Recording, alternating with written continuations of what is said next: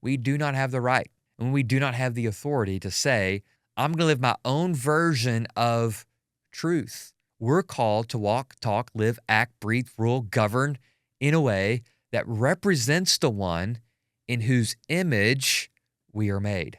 God said, look, I've made this world, and out of the overflow of my love, desiring relationship with you, I've placed you in it, and I want you to rule.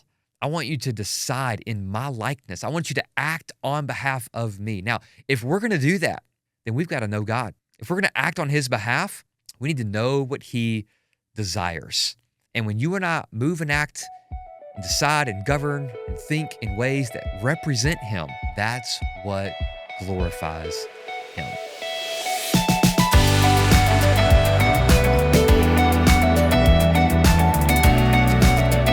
Hey there, and welcome to Growing Forward, a resource to help you keep growing between Sundays. My name is Andy. Your name is Bill. Maybe there's a Bill watching out there somewhere. Hey, whatever your name is, I am glad that you are here. Heather, this is episode 16. I feel like we just started this. Hey, if there's any way that we can serve you, if you have any questions about the Bible, you have any questions about cultural events, we would love to hear from you. Please send us an email, gf@antiochgt.com. We will respond to those emails. We want to hear from you. This is not for us.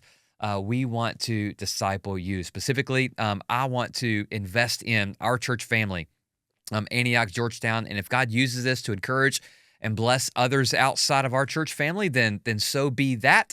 But our mission of a church, as a church, is to lead people to follow Christ in a life-changing way. And this is just an opportunity. It's a way for me to kind of connect with you and walk through some biblical passages, address some cultural issues, and serve as another way to just disciple our church family and help you as you are following Jesus and just navigating this chaotic world and how to be a light for Christ. Last week, spent the entire podcast looking at Genesis 1:1. And so if you didn't check that out, go and do that. It'll kind of serve as a foundation for this podcast as we kind of walk through the rest of Genesis 1. And then my game plan is that we can come back next week and address some things in Genesis 2, also in Genesis 3. And so before we do, though, I didn't cover this last week. I want to address it here. The word Genesis means beginnings. And so the Bible is not just one book. It is a collection of books. Now, there is one author, and that is God. It is God's revelation to us, but it is comprised of many books. It's really kind of a library of books. And some of those books kind of come with a kind of a historical theme, like the book of Genesis, right? It is accounting for us a history of events. Some of the books are very prophetic in nature, books like Isaiah and Jeremiah and the minor prophets. It is God declaring his word to his people. And so God is specifically addressing his people. He's addressing certain issues. He's calling out certain sin. And he's also telling them what to expect and what's to come. And those prophecies had a near fulfillment and also a far fulfillment. There's other books of the Bible that have a poetic nature. When you read the book of Psalms or the book of Proverbs, it's not accounting for us a history, and they're not necessarily prophetic books, although there are some prophecies found within some of the poetry. They're poetry, and sometimes the poetry is lost on us because it was written in a different language. But we approach those books understanding they are revealing to us truth, but they are poetic in nature. When we come to historical books like the book of Genesis, we come to it with this posture of this is God telling us a history, and it is articulate, it is true in what it is communicating to us. It is not fabricating details. In fact, it's given the good, it's given the bad, and it's given the ugly. And so the book of Genesis is a historical book. And so I believe that when Moses wrote for us, specifically the first three chapters, Genesis 1, 2, and 3, he's not given poetry about the beginning of time. It's not prophecy, although there are some prophetic words found within it.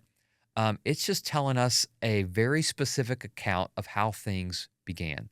So I just want you to know Genesis is true and you can trust it.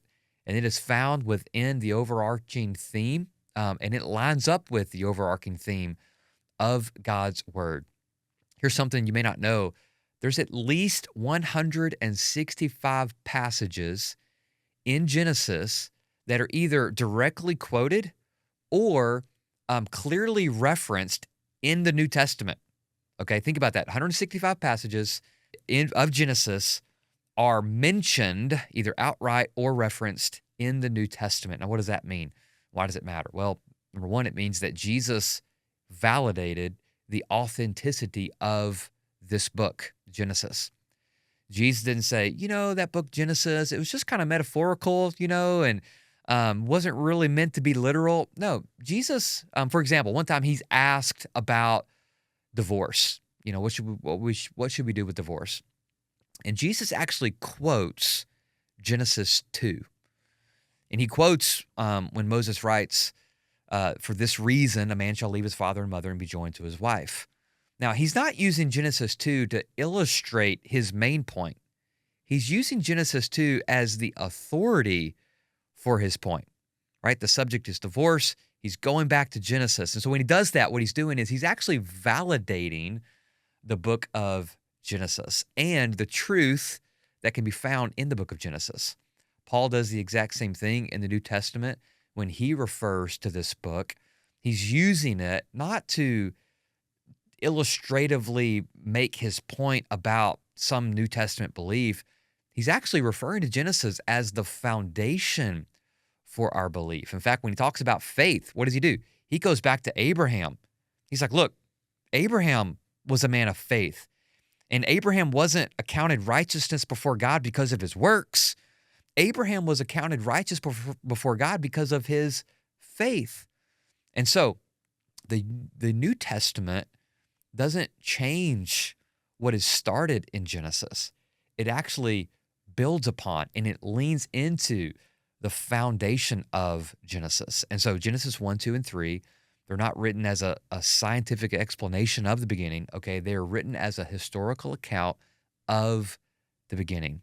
And so in the beginning, that's what Genesis means, beginnings. We have all of the core doctrines of our faith are right here in these opening chapters. We have the doctrine of Trinity, the doctrine of mankind. We understand what the nature of sin is, the nature of marriage and sex and gender and salvation. It is all right here in the opening pages of Genesis. And so today, here's what I want to cover. I want to cover some things in Genesis 1. We might step into Genesis 2. If you need an outline, I want to share with you two things. I want to share with you something about God, and I want to share with you something about man or mankind, okay, ladies included. And then hopefully at the end, I want to kind of come back and connect how what we learn about God from Genesis and what we learn about man in Genesis, how they connect and how they really serve one another. First, in Genesis chapter 1, I want you to see something here about God. Here's what I want you to see. God alone is the judge of good and evil. Let me repeat that. Okay, God alone is the judge of good and evil. Let me ask you a question. Who is the judge of good and evil? God is. Okay, it's not God and us. It's not us. We have our judgment of good and evil, and God can speak to the spiritual things, but not the other things. No, God alone is the judge of good and evil. When you read through Genesis 1, what you notice is there's kind of a pattern here that begins to unfold. And there's kind of a literary device that's used. And sometimes when they would write, they would tell you something, and then they would kind of open the door and explain it. And we actually see that twice in Genesis 1 and 2. In Genesis 1, we see it here. Verse 1, God, in the beginning, God created the heavens and the earth. Okay, God created heavens and earth. The rest of Genesis 1 is really kind of an explanation of how God created the heavens and the earth. Genesis 1 also ends with day 6, okay? Genesis 2 opens with day 7, and then it begins to go into detail describing what happened on day 6. And so it's kind of like if you've ever looked at a picture on your iPhone, you see the picture and then you kind of zoom in and you see the picture and then you zoom in a little bit further. That's kind of what Genesis 1 and 2, that's what's happening here. We get the broad, God created heavens and the earth. The rest of Genesis 1, we get a little zoom in. And then in Genesis 2, we get to zoom in a little bit closer on day 6. And then we get to zoom in a little bit closer on specifically Adam and Eve and their union together. And so it's just a beautiful way that God designed his words. There's kind of a pattern that unfolds in Genesis 1. One of the things that you'll see is this repeating phrase, God saw that it was good. In fact, that phrase, God saw that it was good, happens 7 times. A few weeks ago, kind of mentioned in a message, this number 7 in the Bible has significance. It's the number of completion. It's the number of fullness. We see God created the earth in 6 days. On the 7th day, he rested. Why? Because it's full, it's complete. Naaman dipped in the Jordan River 7 times. He wasn't healed, partially on the 5th dip and the 6th dip. He was healed fully, on the 7th dip. Remember, Israel marched around Jericho 7 days. On the 7th day, 7 times. Anyway, fullness. In Genesis 1, 7 times it's mentioned God saw that it was good. And again, I think that just kind of shows us that God's determination of what's good and what's bad, or what's right and what's wrong, he has a full and complete picture of morality and immorality. He has a full and complete picture of things that are good and things that are not good. The second thing I want you to see in this pattern is what God made is good. It is good. It's good because God made it, and it's good because God determined it to be so. In those phrases, we see it in verse 4, God saw the light, and it was good. Why was it good? Well, it was good because God made it good, and it was good because God determined it to be good. God is a good God, and only good can come from a good God. You see, the goodness of the thing isn't necessarily the thing. God made water and seas, and God saw that it was good. Notice that it says see. What's he doing? I've mentioned this before. God's looking at it, and God is evaluating his creation. When I say that God is the only judge of good and evil, God is an evaluator. He looks at things, and he evaluates it. And he's evaluating, is it good or is it not good? God does the same thing with us. He evaluates us. Is there fruit that's being produced, or is there no fruit? And what does God do when he evaluates? He prunes and he shapes and he conforms us into the image of his good son. And so God saw that it was good. He's looking at it with his eyes. You can look at a painting. You see it with your eyes, and you might say, that's a good painting. Or you might say, that's a bad painting. That's a good color. I like that. That's good food. I like that, right? We're looking at it, and we're judging it. That's what God's doing in the opening pages of Genesis 1. He's evaluating his creation. Now, again, let me say this again. The goodness of the thing isn't necessarily the thing, but it's the one who produced the thing. We do the exact same thing when our child specifically brings us a picture, and it's like, it's a white sheet of paper. Okay, it's 80% white. There's a little stick figure. There's some little green grass. There's a little white fluffy cloud. There's a perfectly yellow sun, in the corner. And we see that, and we cherish it, right? We value it. We tell our child, wow, this is so good. Thank you. It's not the piece of paper, that has any intrinsic value. The value comes from the one who produced it, the one who created it. The same thing is true for God. The value is not that the clouds are intrinsically good or that water is intrinsically valuable. What's valuable is that it came from God. It came from his spoken word, and he is designing all of this to form and to work in such a way for the ultimate part of his creation is on day 6 when he creates man and woman. And so God is good, and everything he creates is good. Now, you may be asking, well, what about evil? Where does evil originate? Why did God create Satan? Why did God create evil? Why did God create hell? Listen, let me kind of answer that question 2 ways. Number one, God in his goodness gives free will. Okay. God in his goodness chose to give freedom to mankind.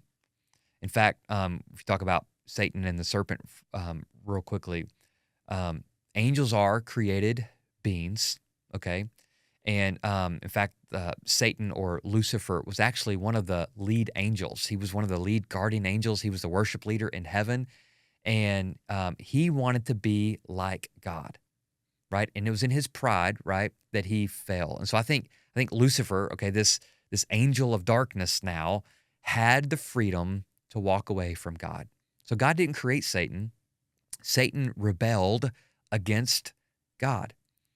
And in the garden, we see that God created mankind. And in his goodness, okay, God produces goodness. He gives mankind the freedom to choose him or to reject him. He's not creating robots that have to serve him, that have to worship him, that have to love him. In fact, love that is forced is not genuine love. In order to have love for something, you have to have the freedom to walk away. And so Adam and Eve have this freedom to either choose God or reject God. And so God, in his goodness, gives free will. The second thing I want you to see is that in order for goodness to exist, there must be evil. See, you and I really can't understand goodness apart from understanding evil. We can see evil in the world, and if you're wondering why did God, create evil, it's actually evil in the world that gives us a greater understanding and a greater love for and appreciation for things that are good. And so, while God did not specifically create evil, God in himself cannot sin, okay? He cannot lie. He does love us so much, and he is so good that he gives us the freedom to choose him or the freedom to reject him. And it's through evil that we understand really just how good God is. So we see that kind of pattern of God saw that it was good. Again, I want you to know something about God. God is the only judge of good and evil. He gets to decide, not you, not me. We're not God. He is. Mankind is an image bearer of God. Okay? If we know this about God, that he is the judge of good and evil, there's something I want you to see about mankind. Mankind is an image bearer of God. In Genesis 1:27, God created man in his own image. That word means likeness. He created him in the image of God. He created them, male and female. So male and female, man and woman, are created in the image of God. And so our value, okay, our intrinsic worth to God is this. This is so important that we understand this, that we were made in the image or in the likeness of God. Here's what that means. I think it means we were made to reflect him. Okay, we were made in his image. The verse before that, God said, let us make man in our image or according to our likeness. Okay, think about that. You and I were made in the likeness of God. In the very next section, it says they will rule the fish of the sea, the birds of the sky, the livestock, the whole earth, and the creatures that crawl on the earth. What do we know about God from the beginning? We know that he is creator. We also know that he is ruler. He is the governor, right? He is the king. He has all the authority. And when we are made in his likeness, the very first thing he says is they will rule. And so not only were we made to reflect God, we were made to rule over creation. And we rule over creation in the delegated rule and authority that God has granted and given us. God has delegated to you and to me an authority. And what does that mean? It makes us stewards of his work. You and I are not just here to accomplish our mission and our purpose. We're here to accomplish God's mission and God's purpose. We're stewards of his creation. We're stewards of his work. We are managers. Jesus would put it like this. We are on co-mission, okay, with Christ to spread the name of Jesus and to evangelize a lost world, to redeem a broken people back into a right fellowship and right relationship with God. Let me give you an illustration for how this role of being a steward on behalf of God works. When our state, votes for a representative to go to Washington, D.C., that representative is supposed to vote and act and talk and behave in a way that reflects us, okay? The representative does not get to vote and act and think and behave in a way that he or she wants to, the way that he or she desires. No, they're supposed to act on behalf of the people they represent. So listen, as you and I live each day, we do not have the right and we do not have the authority to say, I'm going to live my own version of good and evil. I'm going to live my own version of truth. No, we're called to walk, talk, live, act, breathe, rule, govern in a way that represents the one in whose image we are made. God said, look, I've made this world, and out of the overflow of my love, desiring relationship with you, I've placed you in it, and I want you to rule. I want you to govern. I want you to decide in my likeness. I want you to act on behalf of me. Now, if we're going to do that, then we've got to know God. If we're going to act on his behalf, we need to know what he desires. When I go through a drive-thru and we're ordering hamburgers, I can order as a representative of my family, okay? I can go through and I can order a hamburger for my wife. Why? Because I know her and I know what she desires. And I can order a hamburger for my 3 daughters, okay, without asking them, because I know them and I know what they desire. You and I, as we live our life, we're constantly faced with choices, with decisions, with movement, with actions, with words. And if we know God, okay, then we will know what he desires. And if we live by faith, right, and we trust God, then we will move and act and breathe and govern and decide and talk in ways that represent him. And when you and I move and act and decide and govern and think in ways that represent him, that's what glorifies him. Verse 28 says, God blessed them. God said to them, be fruitful, multiply, fill the earth, and subdue it. Now, if we're to be fruitful, if we are to multiply, if we're to spread out and rule and govern and subdue, what does that mean? It means that it's out of control. It means that there's something about creation that you and I were given a charge to go out and bring into a proper management and bring into a proper order. Here's where the devil works. The devil works in the chaos. The devil works in the chaos. And God is a God of order, a God of structure, okay, a God of systems. Think about it. There's ecological systems. There are systems in our world that just kind of govern the way nature operates. And there are systems in our life. There are systems in our own body, right? There's a skeletal system. There's a nervous system. There is a blood system. There is a muscle system. And all of these systems, right, kind of work together in an orderly fashion. God is a God of order. And it's almost like God leaves part of this work a little bit unfinished and a little bit undone. And what he does for his glory and for our good is he gives us this charge to go out and subdue it, to bring the chaos into order. So I want to encourage you, if you're like at home right now and like the kids are yelling and you feel like there's dishes and laundry and like, it's just like there's chaos. Listen, God made you for this moment, okay, to rule and subdue and to bring it into order. If you are at work right now and you feel like there's just chaos and there's problems and there's challenges, listen, we live in a fallen and broken world. Don't give up. Don't quit. Don't give in. God has placed you there. He's planted you there to bring order to the chaos. If you're walking in relationship with others, you know there's going to be brokenness. There's going to be heartache, and God has called us to bring order, okay, to those relationships.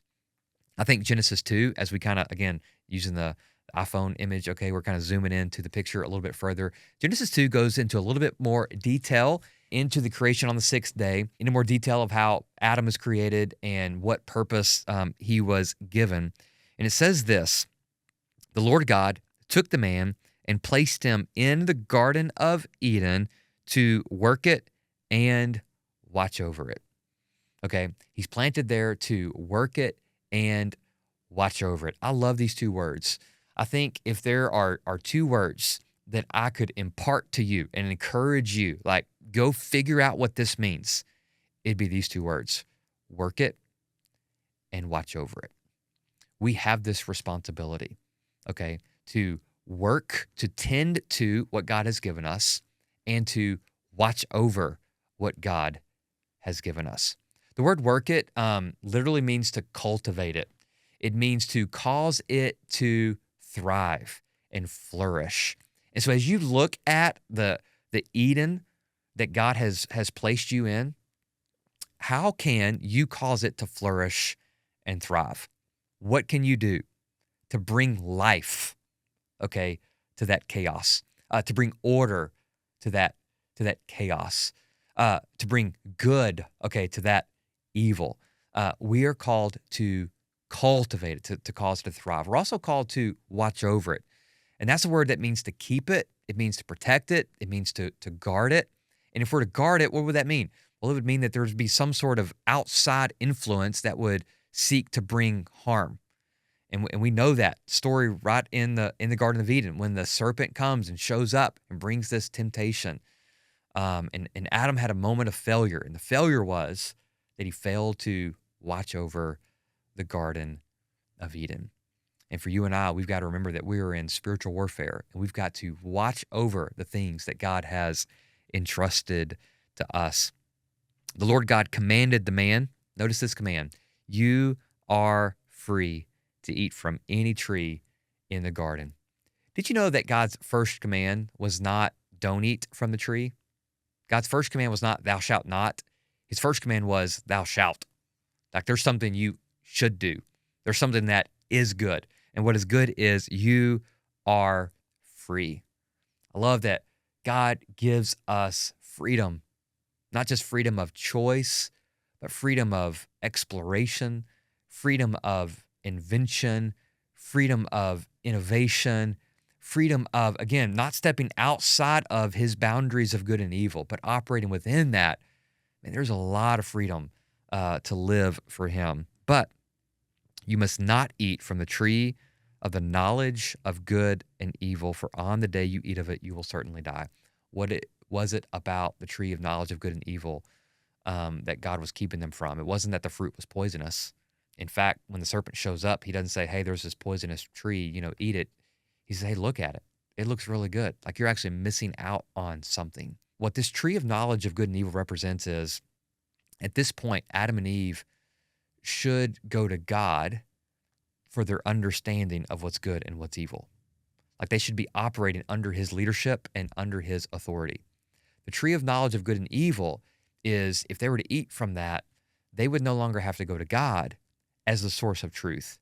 They would no longer have to go to God as the sole and only judge of good and evil, but they could begin to decide for themselves. We can do what we want. We can now evaluate good and evil. We can now see with our own eyes and live by our own standard of what we think is right and wrong, which is the world that we live in today. Do what feels good to you. Do what you think is best.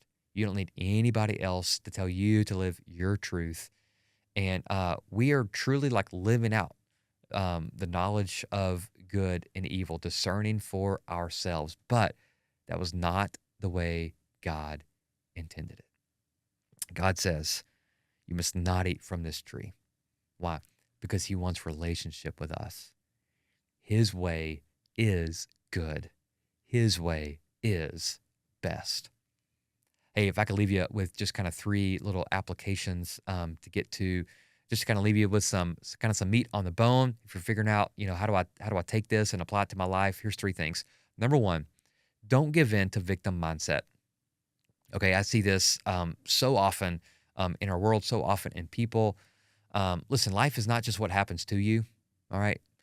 It's what you do with what you've been given, all right? You have been given an Eden, okay? You've been given a garden. There's something that God has entrusted to you. And so, evaluate that and don't just play the victim mindset of like, oh, well, don't be fatalistic. Don't be deterministik. You have a choice today of what you're going to do with your life. Don't give in to the victim mindset. Number 2, identify your Eden. What is it that God has entrusted to you? What has he given you? Where has he planted you? And live there. Work it and watch over it. There's so much of our lives that we don't evaluate our own garden that God has given us. We just kind of look at everybody else's garden and we want everybody else's garden. We see someone else's success and we go, hey, I want that. We see someone else's life and we say, hey, I want that. And we concern ourselves with the affairs of our neighbors, the affairs of extended family, the affairs of what's going on, in that, country around the world. And sometimes we fail to just identify, wait. God has given me a garden. Your garden is your area of responsibility. Okay, what has God entrusted to you? If you're married, primary responsibility is your spouse. If you have kids, right, they come second. They are your responsibility for you to work it, to cause them to thrive, flourish, give life to, and protect, guard, and keep. Friends, part of your network, part of your influence. You have a responsibility, okay, to your friends, to care for them, encourage them, speak life into them. Your work, your job, your career, whether it's inside the home or outside the home, you have a responsibility that the Lord has given you. Finances, okay, the money that God has allowed you to resource and steward. Even situations that we find ourselves in. Every moment is a moment to steward. We don't just steward stuff. We steward the moment. Right now, you're in a situation that God is calling you to steward. God is calling you to navigate conflict. He's calling you to navigate a problem. He's calling you to navigate a situation in your own life. And so identify your Eden. Third thing is this: stay on guard against attack. Listen, we have to remember that there is this God who is the sole judge of good and evil, and we were made in his image, and the enemy is out to destroy that. And he's out to destroy the image of God, and he's out to destroy you. And when he destroys you, he destroys the image of God in us. That's what he hates. That's what he hates. And so we have to be on guard. We have to watch over, because there's an enemy, the Bible says, who is on the prowl. Stay alert. He's on the prowl like a lion, seeking whom he can devour. Jesus makes it plain and clear. The enemy has one game plan. It is to steal, kill, and destroy. Ephesians, talking about spiritual warfare, says that we are to be alert, okay? And we are to put on the full armor of God. Every day when we wake up, we must put on the full armor of God. We have to know that there is an enemy who is doing his best to bring about chaos and destruction in our life. Look, be on guard against it, and don't give in to the temptation. Don't give in to those lies. Don't give in to those deceptions. You were made in the image of God. Right now, right here, right now, in this moment, you're called to represent him. Can I ask you, how are you doing with that? How are you representing Jesus Christ to a lost world? There is a God. He is good. You're not him. But we're called to represent him. And there's something that he has entrusted to us that we should faithfully steward for his kingdom work and his kingdom purposes. You're not the victim. Identify your Eden. Stay on guard against the enemy. Hey, hope that has encouraged you, blessed you this week. Again, hope to see you this coming Sunday. Until next week, I hope you keep growing full.